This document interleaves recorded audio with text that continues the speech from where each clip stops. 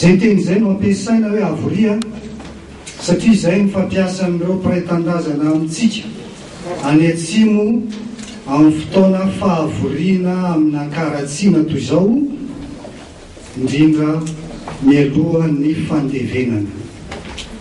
Koa mba ampisiasiny an'izao fotoana izao, raha sendra adinonao ny manidy ny finday dia angaviana mpanajana sy ampitiavana ianao anao amin'izany. Misaotra tompoko. Tompoko lahy sy tompoko vavy, tonga eto isika ho fanomezam-boninahitra farany amin'ny tompoko lahy Elira Jonasson sy ho fanomezana fankasitrahana ny asa goavana izay nasain'Andriamanitra natao mitete amin'ny université tety ary dia vitany, antsakany, tanterany, andavany. Fa tonga eto ihany koa isika miatrika ny vadiny, ny zanany, ny fianakaviany manontolo, hiaraka iombona alahelo amin'izy ireo, ary indrindra ampitraka azy, ampionina azy, sy ankahery azy. Toy izao ny fizotrin'ny avoriana. Ny fanaisam-pitenenana manokatra azy Ramatoa lehibe ny départementan'ny études culturelles ato amin'ny faculté aisoratra sy ny siansa mahaolona. Manarakarak'izay Andriamatoa Nestor Arzafy, maître de conférence amin'izany faculté zany ihany nanao ny hommage littéraire. Mandiny azy rehefa avy eo ny sojabe amin'io faculté io ihany. Manarakaraka eo kosa ny président ny université n'Antananarivo izay sady solo université n'Antananarivo no solo ihany koa ny ministère amin'ny fampianarana ambaratonga ambony sy ny fikarohana scientifique. Rehefa vita izay fanaisana fitenenana izay anana ny hira ataony amboara ny andiam-pihira ao amin'ny fikambanan'ny mpianatra ao amin'ny faculté ny teny aisoratra sy siansa ny mahaolona. Manaraka sy mamarana ny fitenenana izay solotena ny fianakaviana ary dia mamarana ny fotoana isika rehefa avy eo ao anatin'izany famaranana ny fotoana izany mbola anana ny hira sandany ihany koa ny antoko-pihira ao amin'ny FLSH. Koa miangavy Andramatoa lehibe ny départementan'ny études culturelles andray ny fitenenana sy alokatra izany. Saotra to.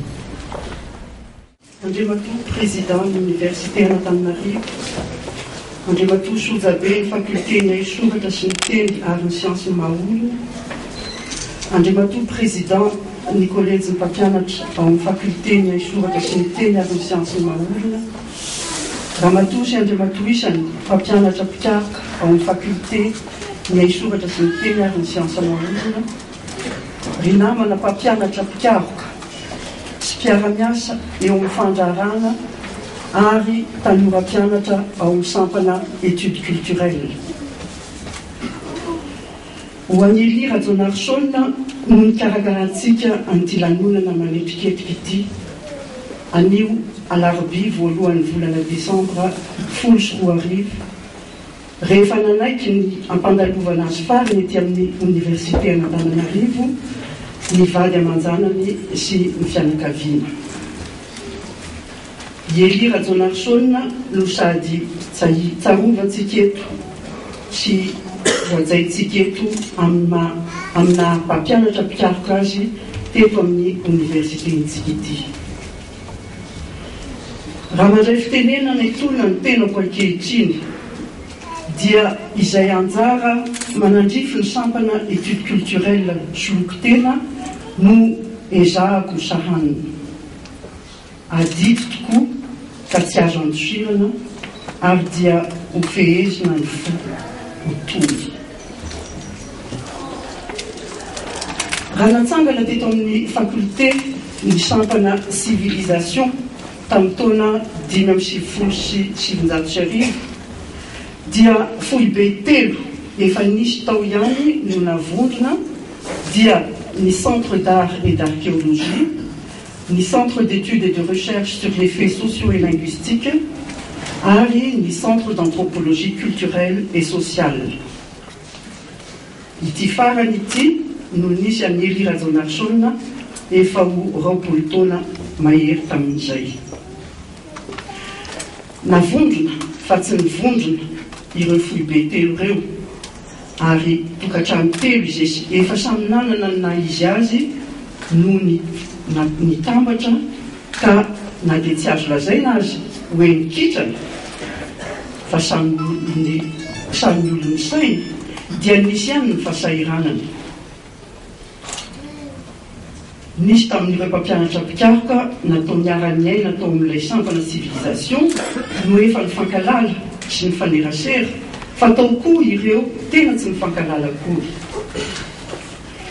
I Elie Razonarson no isany nahay nampitsiry ny fomba fijery amin'ny solomaso fotsy teo aminay 10 mianada tafatambatra ka namadianay tsikelikely ilay fahasahiranana ho lasa hery ary dia nazanjony indrindra teo amin'ny faculté aza ny sampana teo amin'ny fivoronana. Ny fitambarany traikefa tao kosa dia azo lazaina no nafahana nanatraty ireo zokiny. Ny taona 2010 no masaka teo aminay 10 mianada nivina anangana lalam-piofanana satria hatreo dia matière complémentaire no tena nisahaniny. Nafana ny fo ary Elie Razonarson no nitoetra ny lalina mihitsy angamba no ilazako azy dia tena dodina tokoa ary tsy nampaninina mihitsy no milaza hoe nanao ankery mihitsy aza indraindray ka nahatonga fanafitoana madinidinika teo amin'ny samy mpampianatra. Tsaroko tao amin'ny efitrano fivorinay tao amin'ny tahala rariasina nakisaka ny natambatra mba hanandrify ny solaitra be dia Elie Razonarson no matetika nanendry tena hanoratra izay hevitra misongadina ka tokony narindry, ary tsy nijanona ho mpandray an-tsoratra fotsiny anefa izy fa teo am-panoratana dia tsy nijanona nanosakevitra ihany koa. Izany dia naharitra volana maromaro ary indray andro asa nahatsapa ngamby izy teo amin'ny mpiara-pikatroka fa avy zanana dia narosony ny hevitra hoe ndao hiova rivotra kely, hiova tontolo. Dia notaony izahay nanao atrikasa ray andro manontolo teo amin'ny tokotaniny eo alazain'io, nitsofana amin'ilay afy ny famoronana sy ny fanorenana efa tsy maintsy nitazomina iredareda mba hanahafahany ilay vina ho tonga rafitra mijoro.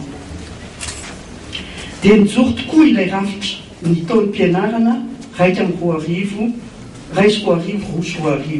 rehefa nahazo ny fankatoavan'ny filan-kevitra scientifique ny faculté sy ny université, ary dia UFR études culturelles mention culture société individu no anarana nasalotra azy taoriny ny adievitra maro. Rehefa avy namolavola ny fotoatim-piofanana sy nametraka ny olona tsirairay isahana ny fampiofanana dia niroso tamin'ny fampidirana mpianatra.